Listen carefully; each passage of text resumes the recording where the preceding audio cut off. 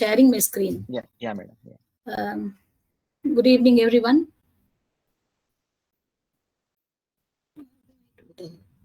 Yeah, good evening, ma'am.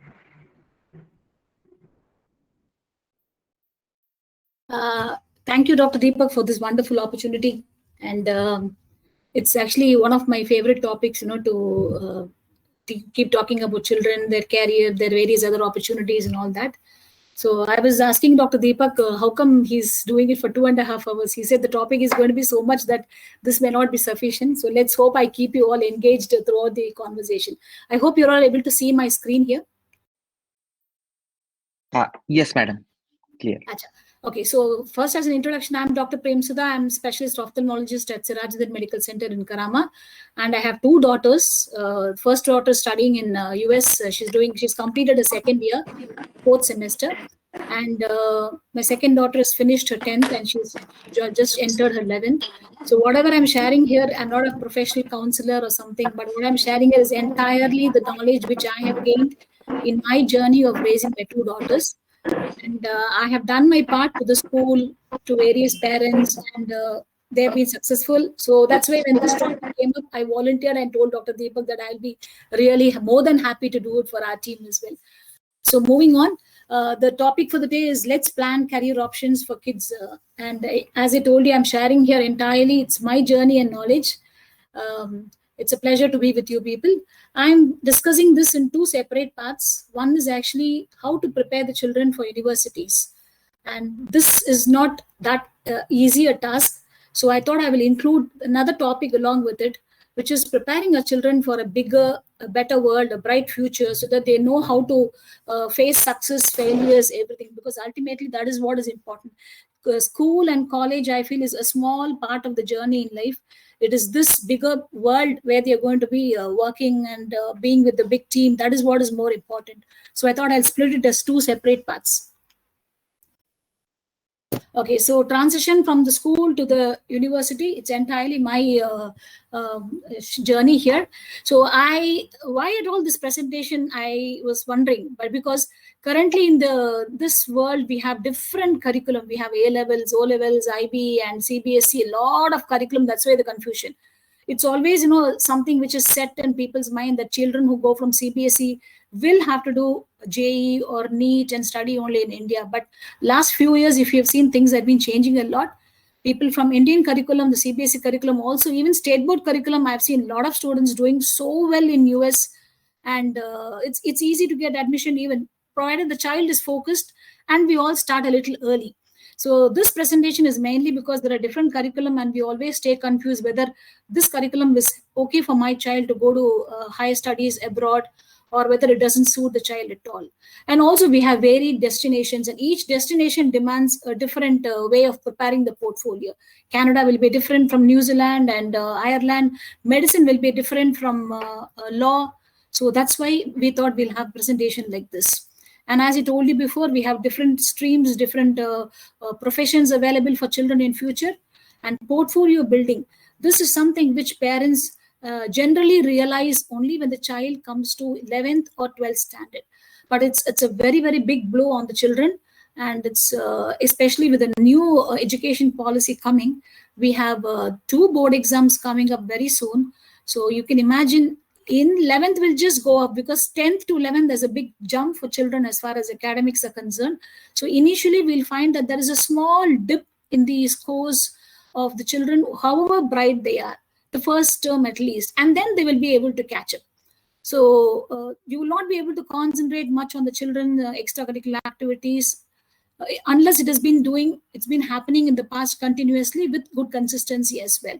So when you come into 12th, board exams, plus the child also has to go score very well, plus preparation for portfolio building, preparation, application for colleges, and different universities, different countries have different ways of submitting their applications, and some of them have interviews. So a lot of things varies.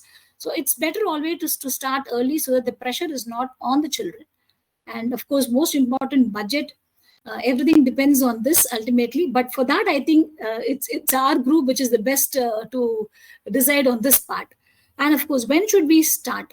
It's always better to start early. So if your child is in middle school, then still this presentation will hold good for you all. Even if the child is in primary, I'm sure by the end you will be able to see that there is some difference it's going to make for you in your child. Can I move on? Yeah, sure, madam. Okay. So I'm going to be sharing more about CBSE because I'm basically from CBSE and both my children also are studying in CBSE. I have absolutely no regrets for that. We moved in here in 2008 to Dubai with just 3 years in mind. So when we came in 2008, there were not many. I'm from Chennai, and my daughter secured admission in one of the very, very good schools, Maharishi Vidya Mandir, which concentrates more on mental health as well. They have a half an hour of yoga session dedicated for the children and for the entire school teachers as well every day.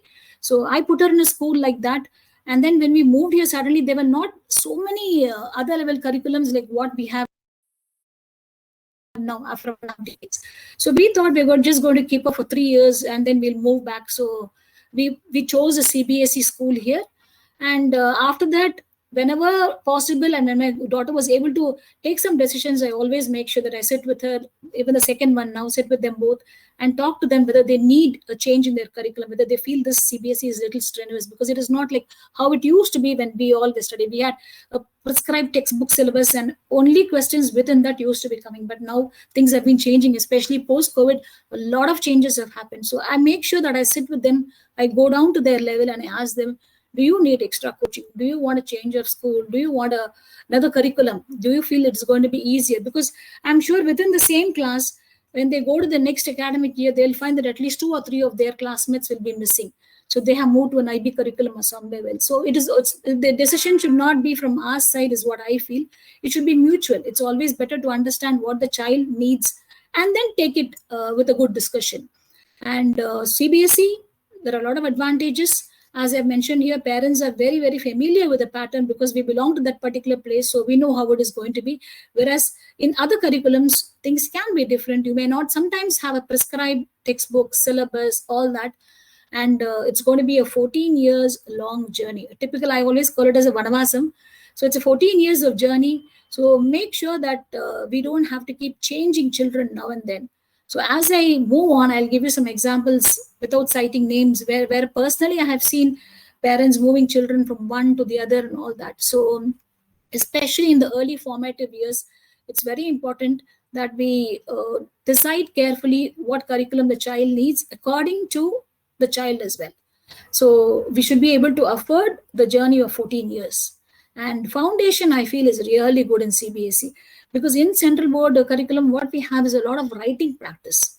So when we all were small kids, we never had these devices. So we were more glued. We used to have very, very few selected channels on TV. So rest of the time, we used to sit and talk to people or mutually and all that, some sort of interaction was there. We used to have chess at home, carom at home. So always we were with somebody talking and all that. But that is what is missing nowadays. So I basically feel that a lot of writing practice, reading practice is very, very good in CBSE curriculum. So there are children who have done well in the other curriculum. There's no general statement is what I always believe. But in CBSE curriculum, definitely the writing practice, especially in the primary, the first, second grade and all that is very, very good. And children can take up courses. They have options to study in India. They have options to study elsewhere as well. But children who study in the other curriculum, the British curriculum or American curriculum, it can be a little hard for them to get accommodated to the colleges in India. But here our children are flexible. They can adapt themselves to both the places within as well as outside of India very easily. And with my personal experience, I will say that my first daughter has done physics, chemistry, maths, and computer science. So after going to college the first semester, when she came back after the end of first semester, she made sure that for the second year when she had math and physics, she will take her 11th and 12th textbooks from here and also the notes. So she said it was very, very, very easy. She hardly had to concentrate on those subjects because the depth that is taught in CBSE science is way too more than the other places. So personally, I've heard this and I've also seen it with my daughter. I'm not sure because both my daughters are in science, but other streams maybe, the other curriculums are also helpful, but definitely science stream, I will say the maths, physics, the depth which is taught in CBSE is equal to what is taught in colleges like America and all that. Of course, with the new education policy coming up recently, I've read a lot of articles. The children who participate in the national level sports events as well as international events, they can get approval from the school and ministry, and they can get waived off. Even here, there are certain schools with through which you can apply, and if the KHD or the Ministry of Education permits, the child can have the classes waived off, and they can participate more on their extracurricular activities, especially if it is going to be at the national or international level. So there are two sides of the coins. Same way here, we do have some disadvantages also. Till 10th standard, the child is forced to study certain subjects like social studies. Children who take up politics, who take up economics, well, they can, but they don't have to study Indian history into so much of detail. They don't have to know where the oil fields are located and where these lignite corporations are located.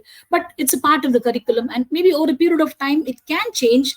But only thing is, it should not be taken as if it has to be by-hearted and for marks. Take it as something for knowledge. Later you can share. It's going to help you somewhere or the other in life. So that is only a disadvantage I feel. Whereas in other curriculum, we see that even by 9th, children are allowed to choose just 4 subjects of their choice, which they want to pursue later in their life. And now with the NEP coming up, there will be an extra language. So currently children have only English and the second language. Of course, here they have Arabic till 9th. So children in UAE are going to have one more language. Of course, in India also, but here in addition to the burden of Arabic, they're going to have another language added. So in addition to English as a language and Hindi or whatever they're studying as a second language, they will have to study one more language, and this is going to be continuing in 11th and 12th also. So one advantage of 11th and 12th is you don't have to study second language, which is definitely time consuming. But here children will have to take up an additional language which belongs to the country. It should be something which is not French, not German. It should be something from India. So this is one small disadvantage which is going to come up. And when children are applying for colleges in US, students from the other curriculum like IB and all that, their curriculum is set in such a way that, for example, if they are doing physics or math calculus, then certain courses are equal to what they study in colleges. So if the child is going to opt for this particular math calculus or physics, fluid mechanics, any particular thing in the college, that particular course can be waived off. So this is not there in CBSE. CBSE curriculum, they just look at your marks in college and then they say, okay, fine. So my first daughter was a CBSE, she was a UAE topper, and she was second in the Middle East, and she was a GEMS topper, and she got 99.2, 496 out of 500.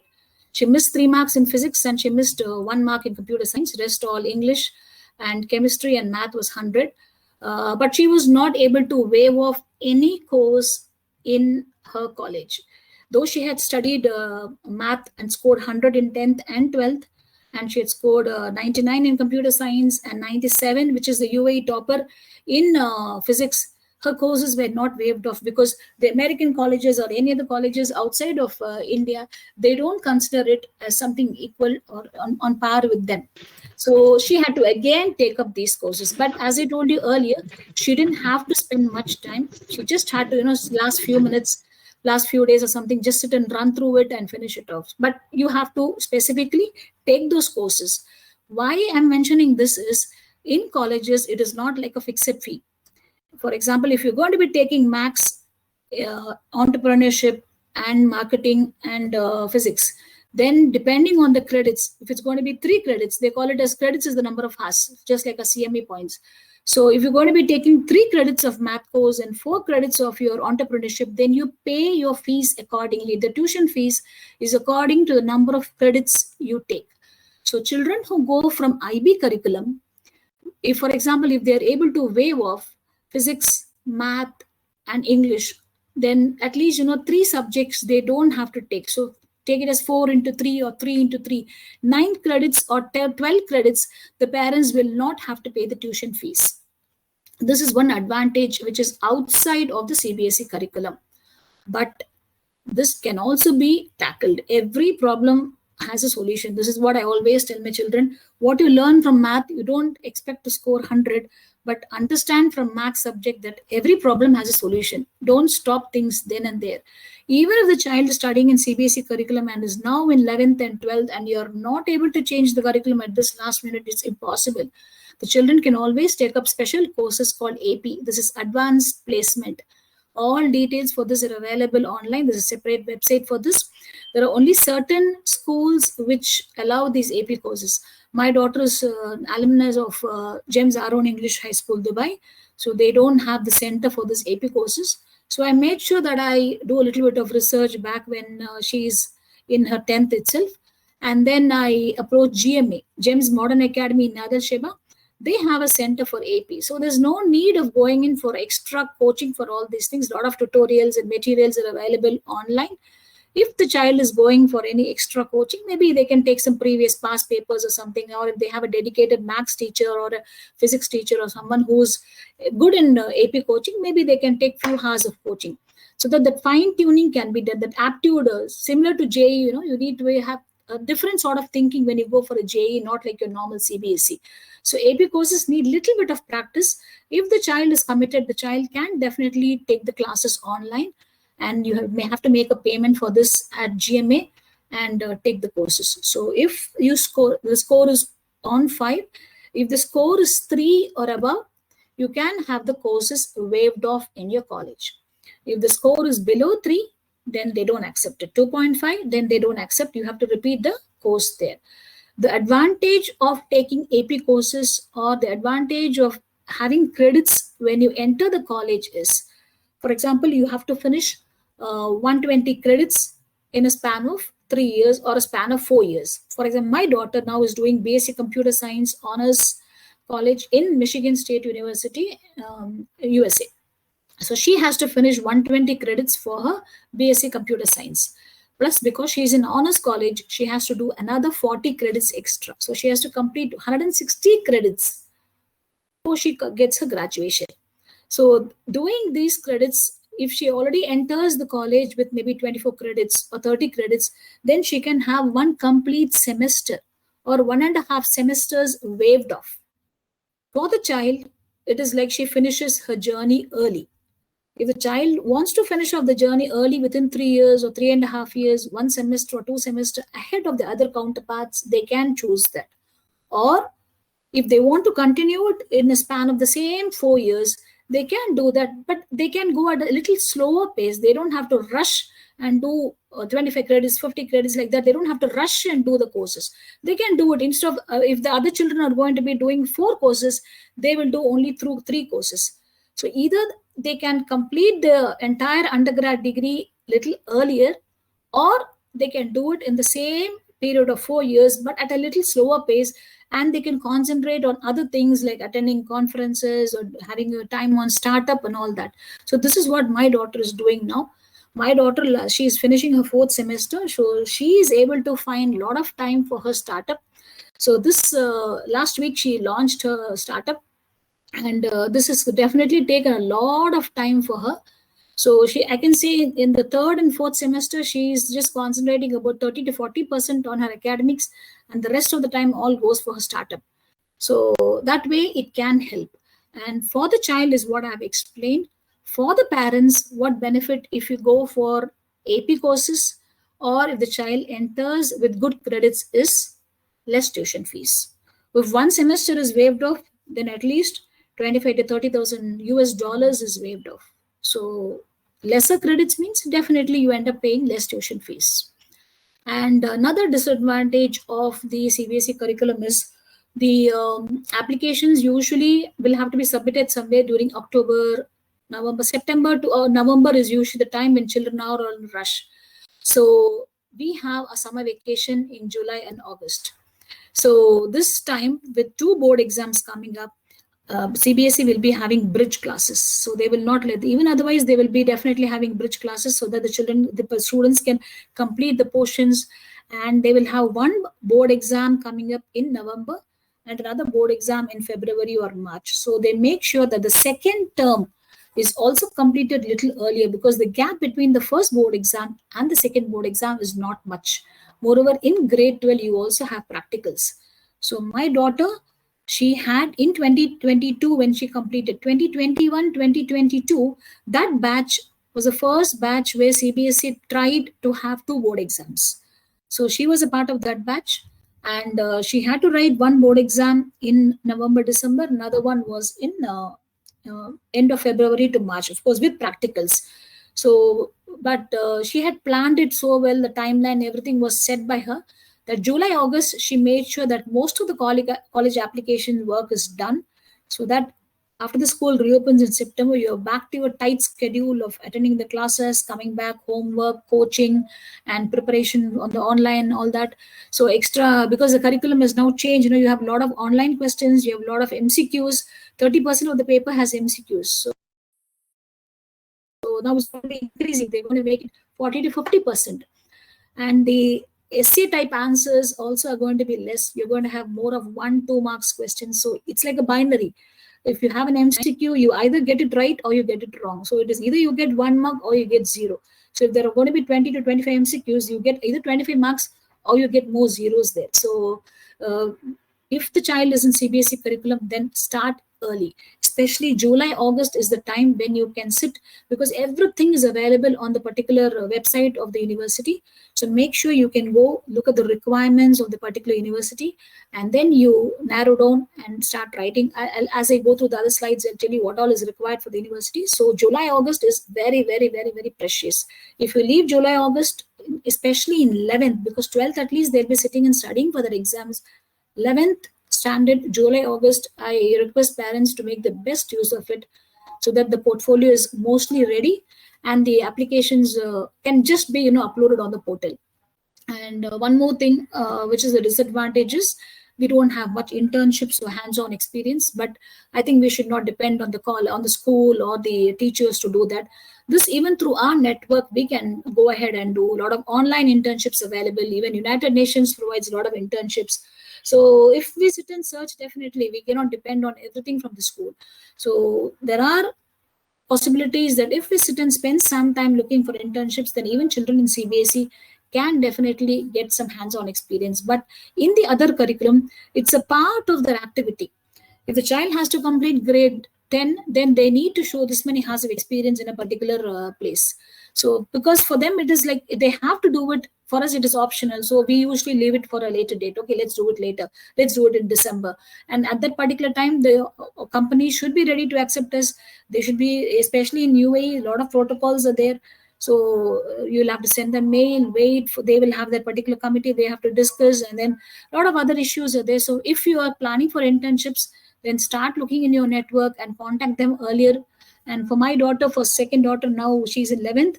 So July, August, I've already started speaking to some people and narrowing down. She wants to do something in economics or in computer science. So last week full, I was spending my time doing all these things. So it's better to start early and freeze it so that we can go ahead with the other things. Can I move on? Yeah, sure, madam. Am I fast or something? No, absolutely not. No, it's okay. Okay. So, but as I told you now, the pattern is changing a little bit. So we're going to have, when we all studied, it was only textbook. Just by hand the textbook and you can go for the exam. But now it is absolutely not like that. CBSE, you will have to understand the concepts.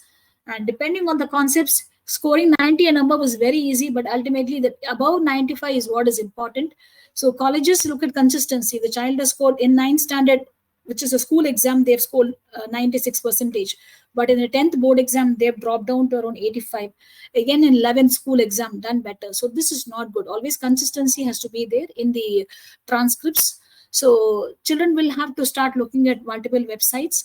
So towards the end, if you people want me to share with you what all websites are important for CBSE, I can do that as well. So here they have to, after the particular chapter is over, I would prefer that children open the websites and look at important questions, multiple choice questions, and the various possibilities, assertion, reason, all that. So everything is available through recognized sites. So it's better that they start doing all these things. And for math, do extra reference books. This can be started even from 7th standard. So I suggest good books like either R.S. Agarwal or R.D. Sharma to be started even from 7th standard. You don't have to wait for 9th and 10th, because all the load comes in high school. So prepare the child from 7th itself for a little bit of challenge exams here, for challenge questions here and there from reference books, good reference books like what I mentioned, especially math, R.D. Sharma and R.S. Agarwal. So now, as a part of CBSE curriculum and NEP, internships are being made compulsory. So children studying in UAE, it is the effort of the parents. Sometimes the schools also help. So from our side, we can also make sure that we are able to, through our network, we are able to look at some internships for the children. And most important is decide on the curriculum. Don't change it now and then. I know of a small child. He is now studying in grade 1. I know this parent from the time the child was in, even before they were enrolled in nursery. So enrolled in Cambridge International Nursery, just because it is just near to their house, and they want to migrate to Europe. We don't know when, but ultimately she said, I don't want CBSE curriculum. I want my child to go only to some sort of a different curriculum.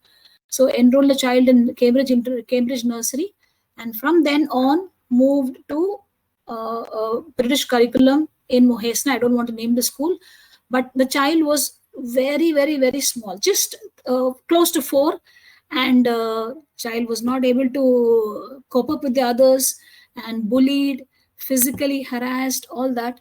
And within 3 months, she had to move the child and put the child in another school, same curriculum. Again, not happy. Now moved to GMA. So finally, she says, I want my child to be studying under Indian teachers.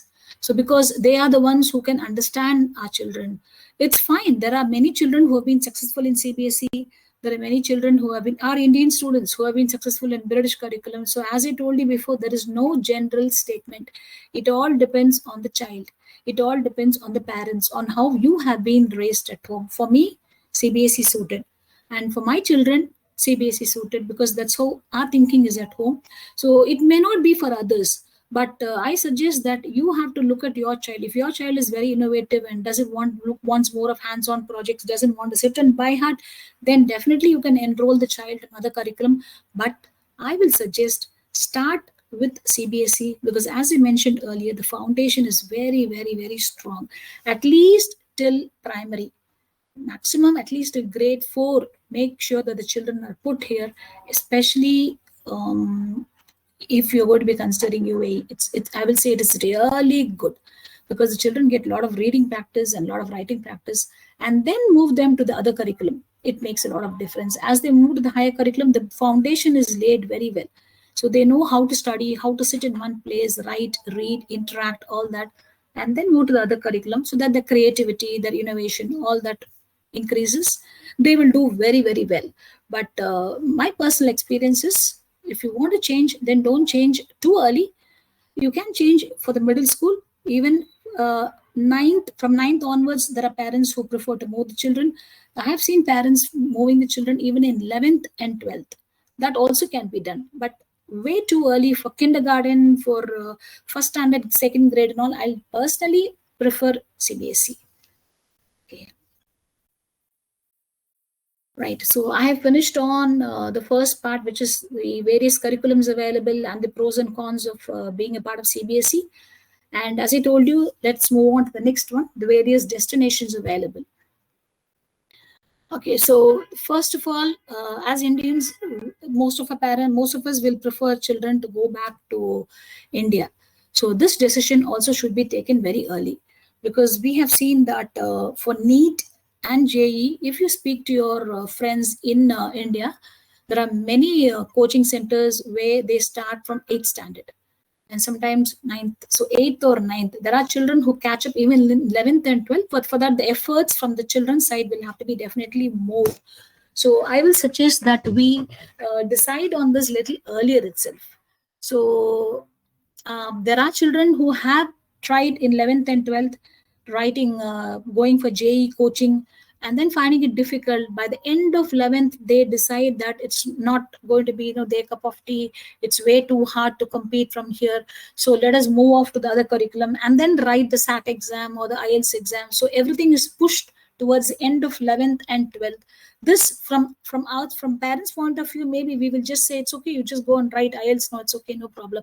But from the child's point of view, all put together at the last minute is definitely difficult.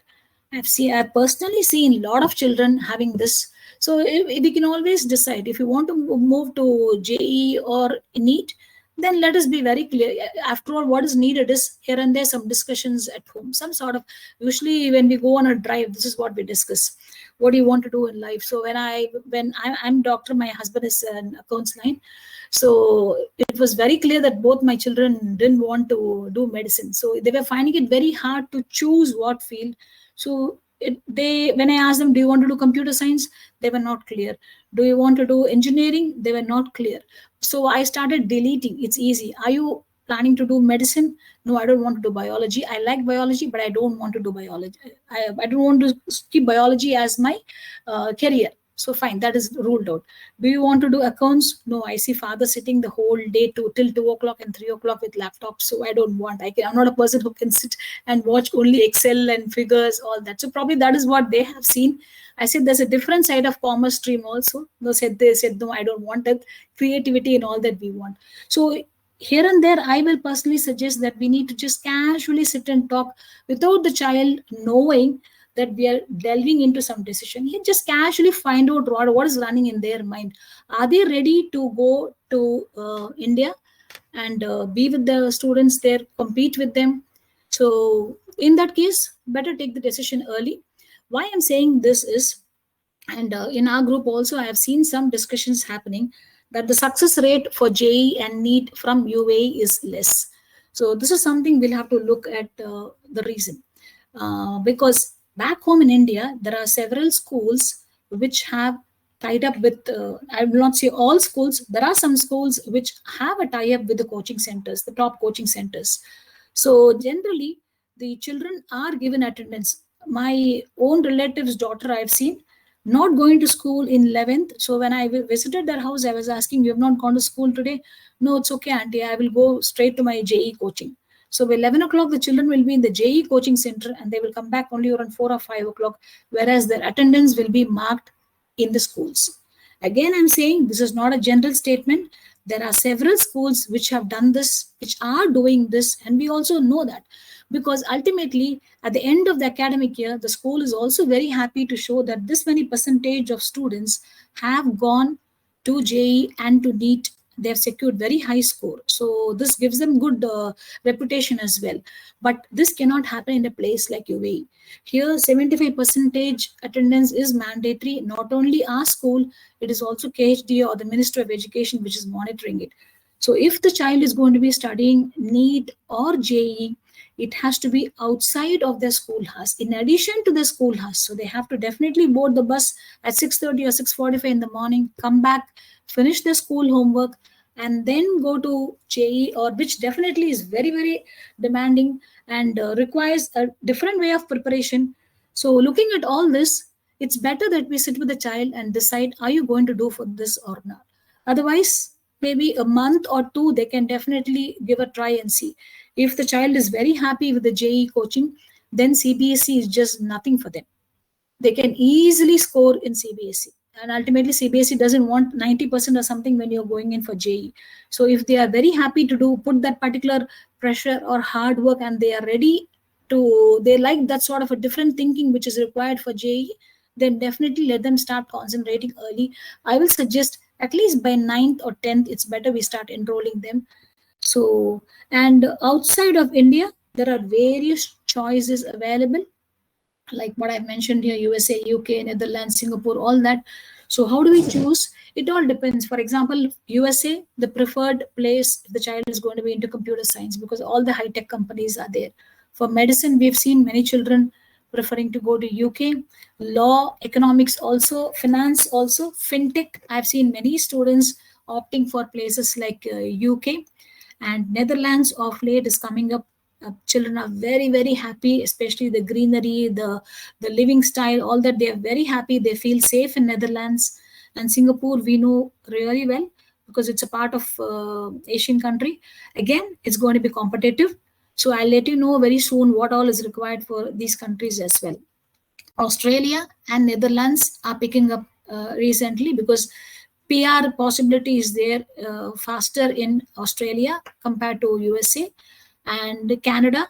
But in the last academic year, we've seen that there's been a good decline in the number of students opting for Canada and Germany, Paris, Ireland. So depending on which field the child is planning to study, you will have to, it's very easy with Google available. In just one click, you can find out the top universities in the world for computer science, top universities in the world for economics, for data science. So you can narrow down to that particular level as well and find out which are the top universities in the world. You can easily find out what is going to be the requirements there, what is the budget there, and whether they accommodate international students, scholarships possible or not. Everything is available on these websites. So we can narrow down depending on the field of choice. This will be the first and the easiest way to narrow down which country the child wants to go. And of course, weather. So if it's going, my daughter's in Michigan, she's been raised complete. When she went there the first winter, it was freezing, somewhere up to minus 13, 14. But over a period of time, they get used to it. So this is also one factor which we discussed with her before moving her, because she also got in Texas and in the East Coast. But she preferred this place for reasons which I'll be sharing soon. So she preferred this, and we clearly told her that weather is going to be like this because it's close to Canada border. She said she'll manage it, and it's been going good, God's grace.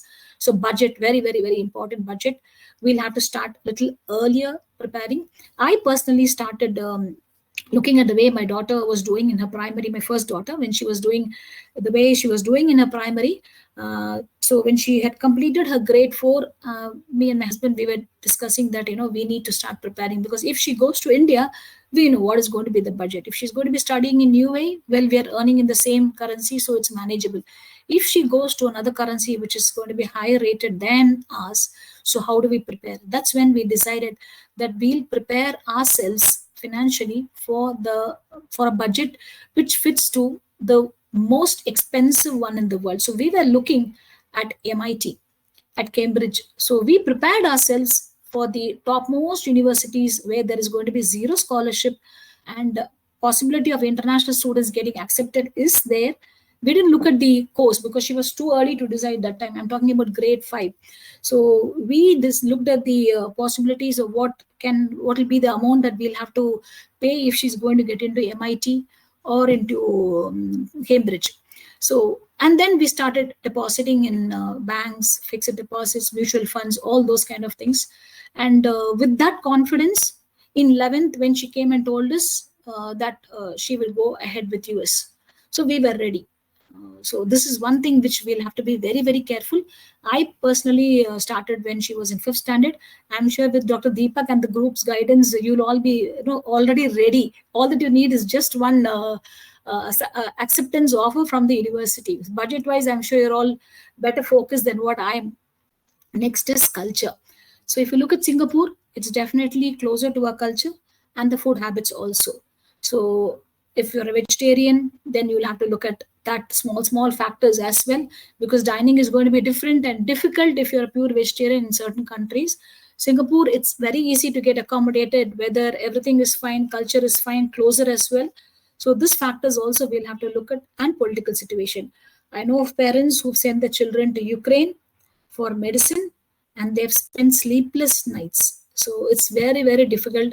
If you call the child says, I'm that part of Ukraine where we are very safe, so I don't want to exit the country and re-enter, because maybe I will have problems when I re-enter, or maybe I will not be allowed to re-enter. So I'm safe here. But how do we feel safe here? Absolutely no. Rather than the children studying in Tbilisi, so that place, parents were little more comfortable than parents of children studying in Ukraine. So we'll have to look at a lot of other factors as well. So of late, I've seen people looking at more of PR status, because USA, it's completely, the chances of getting the green card. So that's where people look at Australia and Canada and all that to go for green card and the PR status. So, with my experience, I will say don't just narrow down with one country because we don't know how it will be. So, we opted for Canada. This was in 2022. So, we opted for Canada, Netherlands, Singapore, and US. And my daughter got acceptance from all the four countries and all the 11 universities that she had applied for. So, and then it is like, our decision. You go by your budget, your comfort, whether you got the level of the courses which you require is all available in that particular university. So then it's our choice. We sit in within the four walls and we do the decision. So don't restrict to only one particular country, and always keep UAE as a backup, because here we have a lot of colleges which have an study exchange program back home in US. For example, you take RIT, Rochester Institute of Technology. So my daughter was doing 11th standard. Throughout that entire 11th standard was online classes because of the COVID. So her last day of 10th board exam, COVID started in UAE and there was a lockdown. So 1.5 years, the entire 11th and part of 12th, she had to spend online only. So we had told her that we will definitely look at other countries, but as a backup, let us have some institutions here. So that's when we went and saw. So for engineering, for computer science, RIT is very good here. So like that, for your particular field, for your child's field, you can always see which universities are available in UAE, and they have career fair, they have a open campus day also. So we went personally to RIT. We took her and we all went to RIT. We were taken through the counseling session, and they looked at a portfolio and they said, we'll be able to offer you this much of scholarship, and if you have extra academics and you can present us the last transcripts, we'll be able to give you extra 5% scholarship. And it took us to even the computer labs, the classrooms, so you can take a campus tour to see how the university is. They are very, very courteous here, and that makes you feel comfortable. So as a backup, we always have one institution. So look at the place of study as well as one option, and keep it as a backup. Can I proceed? Yeah, sure, madam. Sure. Okay, so we have finished on the various curriculum, the different destinations, and the possible streams available. So now going on to portfolio building. Okay, so as you mentioned, portfolio plays a very, very major role, because we are sitting here in UAE, and we are applying for a college in Canada or Germany or in USA. What they know is we are submitting all the documents online. So for us, we know our child, but they have to look at the portfolio and they have to genuinely know what is this child. Should I give? There are this many seats available, and there are so many thousands of applications. So it is like survival of the fittest. So the best portfolio definitely will be given in the first. There's something called early admission, early application. So finish off the application process by somewhere between September, October, November max.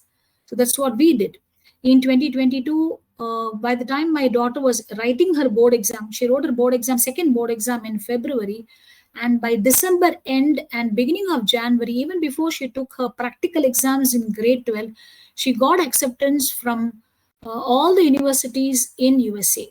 So this gives you a lot of confidence in life. So at the most, you only have to finish your last board exam with some decent marks just to submit it. It should not be way too less than what you have submitted to them. So you're almost there. You're just one step closer to the university. So a lot of confidence it gives when you go for early admission and early applications. So acceptance you can do a little later also, even by end of April. So as I told you, we started preparing somewhere in July, August, and then keep everything ready. And when the portal opens, September, October, November of grade 12, start submitting all your documents as in what the university keeps asking, and then they will reply you saying, I want this extra, I want this extra, all that. So keep doing all that. And by December, many colleges start giving you the admission offer. So if you have 2 board exams, it is even more comfortable. That's a big advantage, because the college gets to know what is your scores from the board. One board exam would have been over by the time you submit your application form.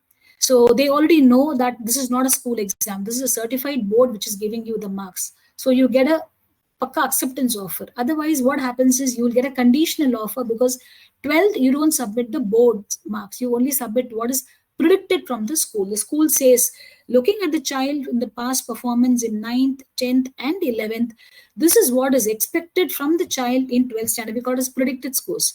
So we predict the child to score this much in maths, this much in chemistry, and in the 12th also the child has been performing like this in the early exams. So we expect this much of scores in 12th board exams. So predicted scores will give you only a conditional offer. So again, the colleges wait for the final marks to be submitted. Certain colleges wait. But if you have the two board exams, then it is a big advantage, because you directly submit the first board exam mark and the college knows for sure that you've already finished your high school, and they give you the final offer and you go ahead with the visa process, all that. So when does the portfolio building start? Actually, the colleges generally look at the 9th, 10th, 11th, and 12th. But I will personally say that we cannot jump suddenly with high performance levels at grade 9. So we cannot expect the child to be doing so well in any activity that the child is taking at the national or international level when the child is in 8th or 9th. So personally speaking, everything starts at a very early level itself. So in the kindergarten, what do we do as a parent? So if you, I'm sure most of your children will be in little higher grades, but this definitely is something which I wanted to share with. See, we have to make sure that we have a lot of interaction with the children. We take them out, we make them speak more, and we make them reduce their utilization of devices. Of late, we have seen a lot of children with learning disabilities and all those things. So just because parents are working or parents are occupied in so many other tasks, sometimes we end up giving devices to children so that they are quiet, they are able to eat and all that, just to keep them occupied when we are busy. So this directly or indirectly definitely affects the children. So social interaction, the child should be made to sit and talk more. Night bedtime stories, small ways by which you read out a storybook to the child, or you just ask the child to end the story in a different way. What will you do if you were this character? So many things, so many ways by which you make the child open the mouth and speak. That's all is needed in the kindergarten level. And at the primary school level, of course, as I told you before, academics will have to, because this is when everything is inculcated in the child. Science concepts, maths, the basics, everything is inculcated. So make sure that there's a very strong foundation of academics done. And writing, reading skills, so making the children write small essays, all this is done as a part of the school curriculum itself. We only have to make sure that they are on the right track. So if the child is writing essays and finding a little bit of struggle here and there to put a string of words together, all that we need to do is just take the child to the book fair. The Sharjah book fair happens, and we have the Wolf book sale, the big Wolf book sale, which happens every year in UAE. So there are books available for just 3 dirhams and 5 dirhams. There are middle school essay, primary school essay books available. You have only about 50 words of essay in it. Very simple languages. So make sure that we can just, or ask the child to read newspaper, listen to the news article. So knowingly or unknowingly, they end up learning small words and small languages.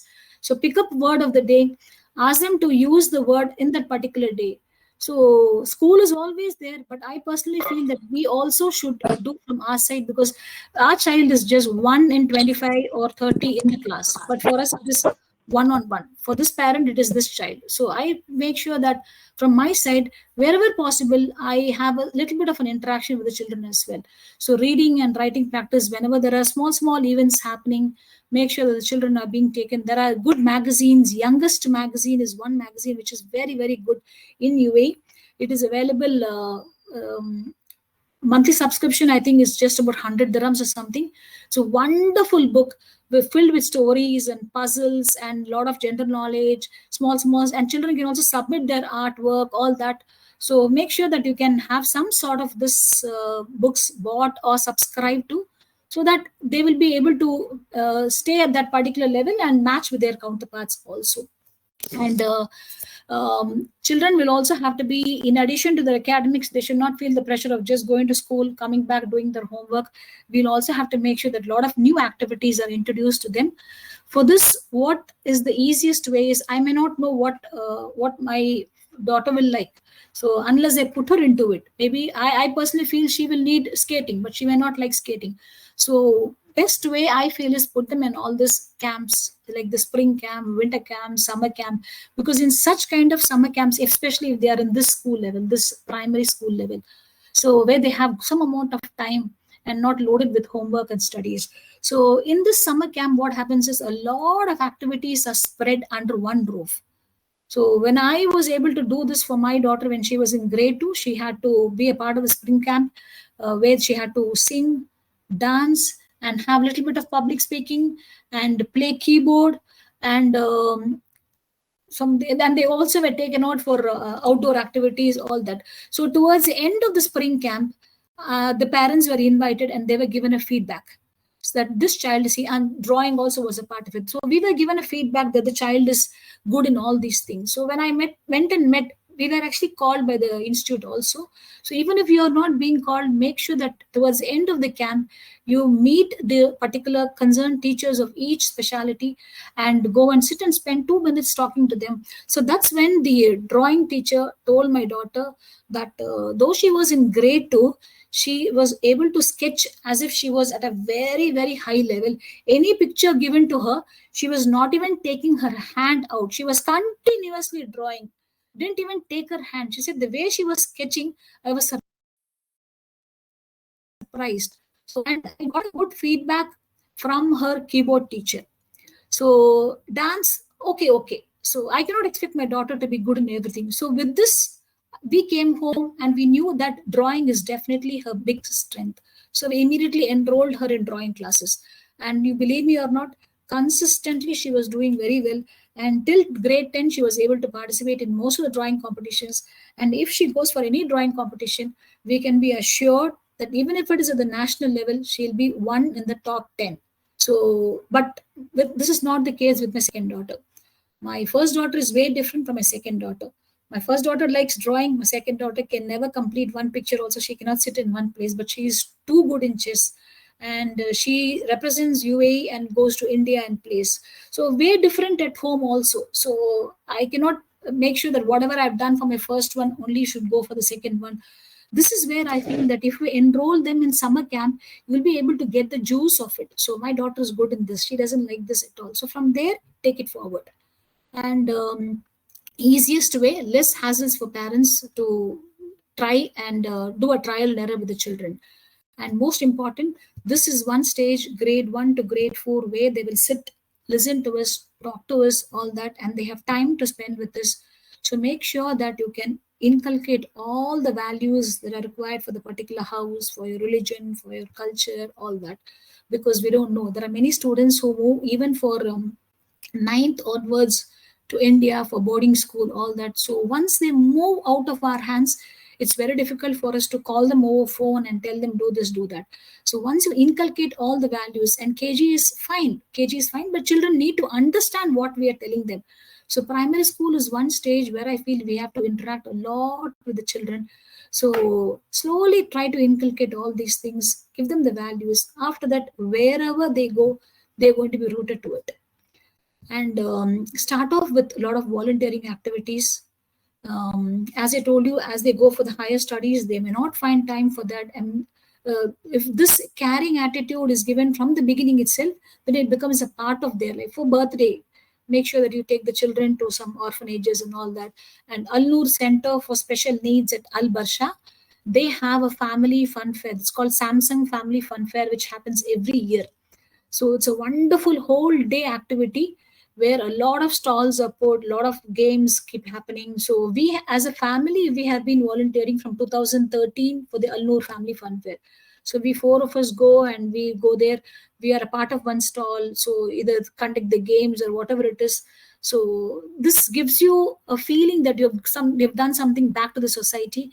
And as I told you, we cannot suddenly expect this to happen in 9th or 10th when the children is already into academics. So when we put them in all these small activities at an early stage, they understand, okay, there are some set of people in the same world who are like this. So they actually know that they have to be more caring. And My daughters have been a part of Alnur Center for Special Needs. Though their age wise, they are not supposed to be doing voluntary activities. They don't do it for the sake of certificate or whatever it is, but just to be thankful to the society and to give back to the society. There are a lot of greeting cards which are made by these students, special needs students. So you can go to the Alnur Center. You have to just pay some 50 dirhams, 100 dirhams, and get the cards from them and give it to them. Give it to your neighborhood and your friends on occasions like Eid, Diwali, birthday, and all that. And whatever money that you pay to them, 100 dirhams, also goes to the particular organization, because raising a special need child is very, very difficult for the parent, not just financially, but it's very stressful. So let from our side, at least we can contribute whatever is possible. So we make sure that we can spend our time, and also we contribute in some way or the other directly, instead of going in and giving a donation. We make sure that we get the cards, we spend money, get the cards, and if we are able to raise some funds, if people get to know that this is the money that is coming from this card, okay, what is this card, this is made by special needs, oh, in that case I'll give you 5 dirhams, I'll give you 10 dirhams. So just keep the money separately, we go give it back to the organization, the small way by which. So this all has to be inculcated from the beginning. If you're from India, I'm sure you'll have a lot of organizations there. I was giving it for UAE because here we always feel that the platform is less. No, the platform is ultimate here. There are too many things available. If you people feel that out of this session also you need my help in something here or there, you can always request me, and I, as and when there are some events coming up like this, I'll be able to share it to you personally as well. And hair donation, same way, cancer patients, hair donation. So there is one particular organization called in Sharjah, Hope, I think Hope. So in somewhere on Sharjah Cornish. So there you can, children can donate hair and they can go and drop it there. So they know that people who are suffering from cancer will be having chemotherapies, and they'll be running hair loss. So this will be utilized to make an extra wig for them. So these are smalls. My daughter donated hair when she was in grade 4, and then when she came to grade 10, her Hindi teacher was absent for a day, and next day when she came to school, she came and shared that her children, she had gone for chemotherapy to Dubai hospital the previous day, and my daughter was so touched. She came and told me, Amma, within 1 week, I again want to donate my hair. But there are certain criteria. You need this much of hair length, all that, but everything is available on. There's one organization called Protect Your Mom Against Breast Cancer. PYM, it is called as Protect Your Mom Against Breast Cancer. So throughout the month of October, they do a lot of activities for school children so that they stay as ambassadors. Both my daughters are ambassadors. So all this is not done for certificates, but all this is done only to show children that the society needs us to give it back. We should be very happy that we are blessed with everything in life. So a small way by which we give it back to the society. And Environment Day.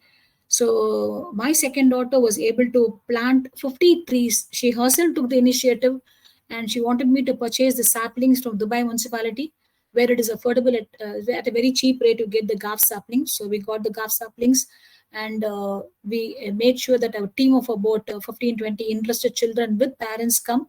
So we took permission from some villas and some schools in Sharjah and Mualla area and all that.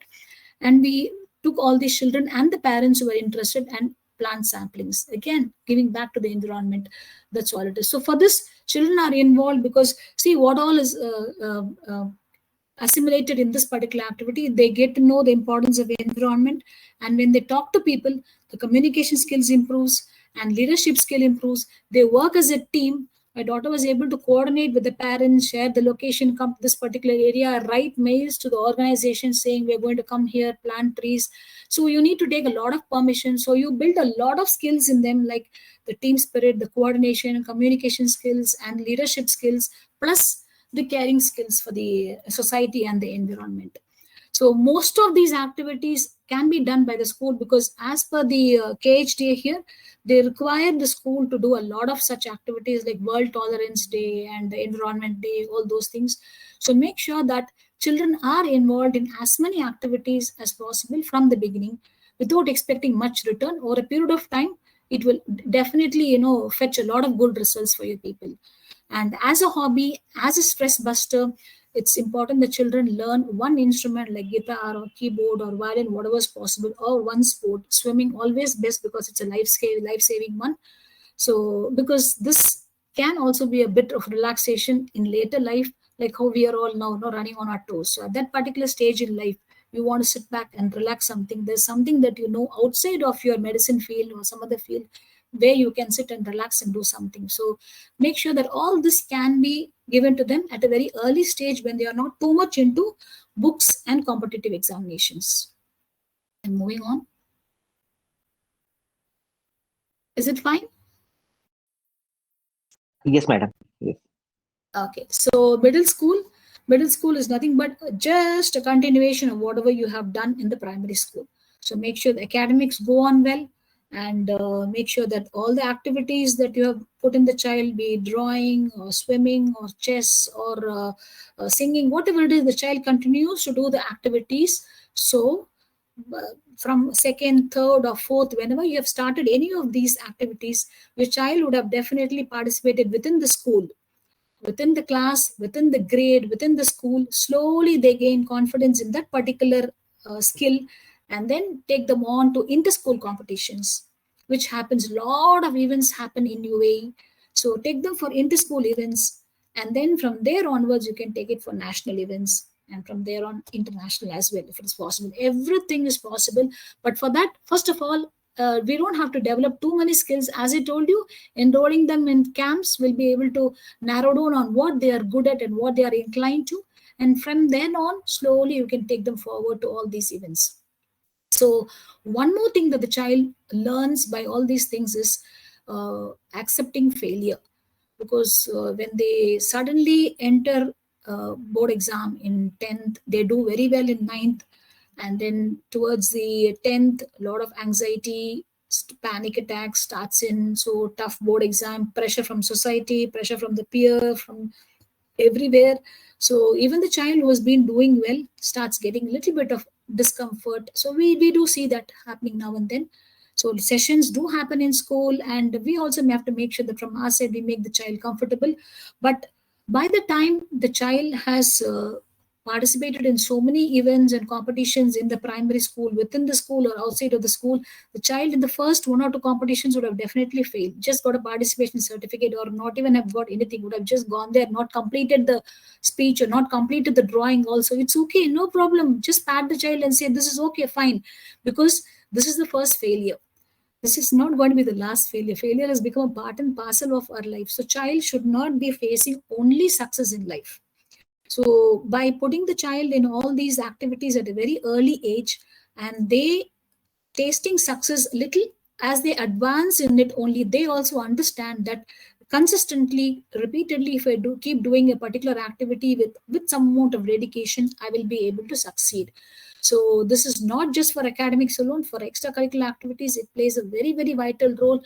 So board exam, 10th or JE, whatever it is just one phase of life. I always tell children, this is one step towards your life. Imagine your destination is somewhere. You want to be a data scientist.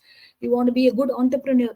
But this board exam is just one step in your life. There's a lot of things about this. No problem. There are students who take a gap year. They have done very well in 12th standard, but they want to take a gap year only to sit and think what I want to do. And in that gap year, they gain so much of maturity that they do all the possible languages in computer science, which they could not they didn't have time to do this because of this strict curriculum.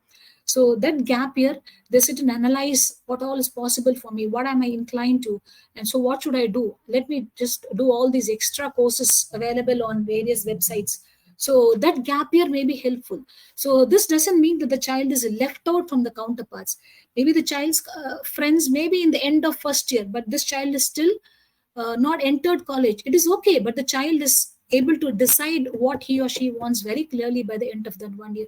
It's okay to fail, but that should be a learning capacity. So I will always tell my children that if my second daughter especially has not been able to do well in the first few chess competitions, she will, within 2 minutes, she'll lose the game. It's okay. I will tell, it's okay, no problem. You one more game ticked off in your list. No problem. Next game will be better. Next will be better. Now, the last CBSE competitions which happened within the UAE, their team emerged first, and CBSE from UAE in that particular under 15 category, they were first, and they represented in India, and they were able to come among the top 100 schools. They were able to come fourth in the category. So this is a big achievement. But all this happened only because we didn't allow her to fall for it whenever there was a failure. It's okay. This is just another step. So this is what I feel as parents we need to do, because sometimes even the best of the best children may not get admission into the desired universities. It's okay, no problem. If you want to wait, you can always wait for 1 year and then try the next year. Or if you're ready to go for this university, well and good, we'll go ahead with this. You may not get the same country. It's okay. We'll migrate. We'll go for the navigate and go for the other country of choice, another stream. Now, we don't see the children taking one stream and moving only in that. They keep changing, they keep navigating here and there. So it's okay to be not doing so well. Later on, they will be able to compensate it. Okay, so